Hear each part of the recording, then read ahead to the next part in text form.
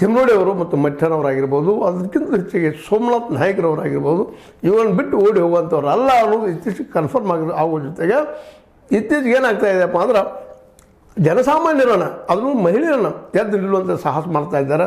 ಹೀಗಾಗಿ ಧರ್ಮಸ್ಥಳದಂಥ ಕೊಲೆ ಅದರ ಕಾಲಕ್ಕೆ ಏನಪ್ಪ ಅಂತಂದ್ರೆ ಅನಾಥಗಳ ಹುಗಿತ ಇವೆಲ್ಲ 108 ಆರೋಪಗಳಿದ್ದಾವೆ, ಅತ್ಯಾಚಾರಗಳು. ಇವುಗಳಿಗೆ ಒಂದು ತಾರ್ಕಿಕ ಅಂತ್ಯ ಬಂದು ನಿಲ್ಲುವ ಎಲ್ಲ ಸಾಧ್ಯಗಳು ಬಂದು ಕಾಣ್ತಾ ಇದ್ದಾವೆ. ಸರ್ಕಾರ ಇವಾಗ ಮುಚ್ಚಾಕ್ತಿರ್ಬೋದು, ಮುಚ್ಚಾಕ್ಲಿಕ್ಕೆ ಪ್ರಯತ್ನ ಮಾಡ್ತಾ ಇರ್ಬೋದು. SIT ಪೂರ್ಣ ಸತ್ಯವನ್ನು ಹೇಳುವಲ್ಲೇ ಎಡುತ್ತಾ ಅನ್ನೋಕ್ಕಿಂತಲೂ ಅದನ್ನು ಮರೆಮಾಚ್ತಾ ಇರ್ಬೋದು.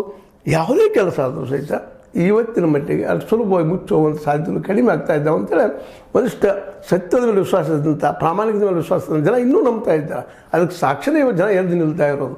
ಯಾಕಂದ್ರೆ ಜನ ಎದ್ದಾಗ ನಾವು ಅದಕ್ಕೆ ಏನೂ ಮಾಡಲಿಕ್ಕೆ ಸಾಧ್ಯ ಇಲ್ಲ. ಜನ ಒಂದು ಮೂಮೆಂಟ್ ಹಿಡಿದಾಗ ನೀವು ಅದನ್ನು ತಡೀಲಿಕ್ಕೂ ಸಾಧ್ಯ ಇಲ್ಲ. ಯಾಕಂತಂದ್ರೆ ಜನಬಲದ ಮುಂದೆ ಯಾವುದಿಲ್ಲ ಅನ್ನೋದು ಈಗಾಗಲೇ ಇತಿಹಾಸದ ಸಾಬೀತಾದಂಥ ವಿಷಯ. ಹೀಗಾಗಿ ಅನೇಕ ರೀತಿಯಿಂದ ಅನ್ಯಾಯಗೊಳಗಂತ ಅಲ್ಲಿ 100 ಜನ ಅಲ್ಲ, ಹೆಚ್ಚು 100ಕ್ಕಿಂತ ಹೆಚ್ಚಿಗೆ ಆಗಲೇ ಹೇಳಿದ್ದಿಲ್ಲ. BS ಉಗ್ರಪ್ಪನವ್ರ ಪ್ರಕಾರ 477 2018 ರಿಪೋರ್ಟ್ ಇದು. ಆ ಸಂದರ್ಭದಲ್ಲಿ ಅಷ್ಟಾಗಿತ್ತು ಅಂತ ಹೇಳ್ತಾರೆ. ಪ್ರತಿ ವರ್ಷ 100 ಹೆಣಗಳು ಬೀಳ್ತಾವೆ, ಆ ಪತ್ತೆನಿಗಿಲ್ಲ ಅನ್ನುವಂಥ ರಿಪೋರ್ಟು ಬಂದಿದ್ದು. ಜೊತೆಗೆ ಒಂದೇ ದಿನದಲ್ಲೇ ಅವುಗಳನ್ನು ಹೂತು ಹಾಕಿದಂಥದ್ದು ರೆಕಾರ್ಡ್ ಇದ್ದಾವೆ. 70-72 ಕೇಸುಗಳು ಅಂತ. ಅವುಗಳ ಬಗ್ಗೆ 1-2 ಅಲ್ಲೆಲ್ಲ ಅವುಗಳೆಲ್ಲ ತನಿಖೆ ಇವತ್ತು ಆಗಬೇಕಾಗಿದೆ. ಅದು ತನಿಖೆ ಆಗ್ತಾ ಇಲ್ಲ. ತನಿಖೆ ಮಾಡಿ ಅಂತ ಹೇಳೋರನ್ನ ಮಾತ್ರ ಇವತ್ತು ಅವನ್ನೆಲ್ಲರೂ ಏನು ಅಪರಾಧಿಗಳನ್ನ